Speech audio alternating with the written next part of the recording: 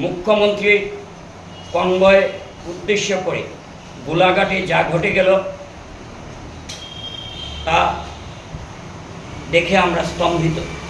যেখানে খোদ আসামের মুখ্যমন্ত্রী গাড়ির উপর বোতল ছোড়া হলো, এখানে গণতন্ত্র আজ পদদলিত, এখানে গণতান্ত্রিক আন্দোলনের নামে সন্ত্রাসী কায়দায় আন্দোলন চলছে।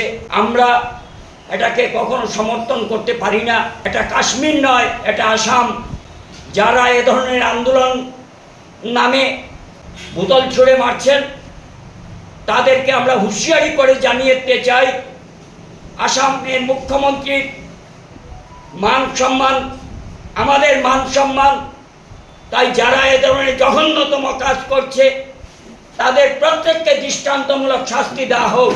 আজকে প্রদেশ সভাপতি হিসাবে গৌরব গগৈ চূড়ান্তভাবে ব্যর্থ।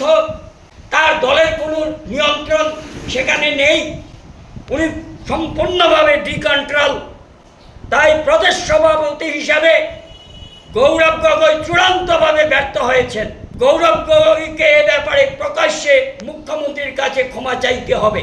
আর যদি উনি ক্ষমা না চান তাহলে তাকে বরাকে ঢুকতে আমরা প্রতিরোধ করে তুলব যে এ ধরনের নোংরা রাজনীতি আকশা বরদাস্ত করবে না। আন্দোলন নামে এ ধরনের আস্ফালন আমরা সেটা মেনে নিতে পারি না। যারা আজকে বোতল ছুঁড়ে মারছে কালকে পাথর ছুঁড়ে মারবে। এটা কাশ্মীর নয়, এটা আসাম। এবং যারা এ ধরনের কাজে লিপ্ত এদেরকে দৃষ্টান্তমূলক শাস্তি দেওয়া হোক, ভবিষ্যতে যাতে এ ধরনের কেউ কাজ করতে না পারে। আসামের জনপ্রিয় মুখ্যমন্ত্রী, দুর্দান্ত প্রতাপ মুখ্যমন্ত্রী হিমন্ত বিশ্ব শর্মা দিন রাত এক করে আসামকে একটা 5টি রাজ্যের মধ্যে একটি রাজ্য প্রতিষ্ঠিত করার জন্য দিন রাত এক হয়ে কাজ করছেন। মুখ্যমন্ত্রীর সম্মান আমাদের প্রত্যেকের সম্মান।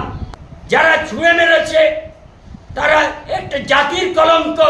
তাই দৃষ্টান্তমূলক শাস্তি যদি এদেরকে দেওয়া না হয় তাহলে ভবিষ্যতে এ ধরনের কাজ আরো বেড়ে যাবে। সমূলে এদেরকে ধ্বংস করতে হবে।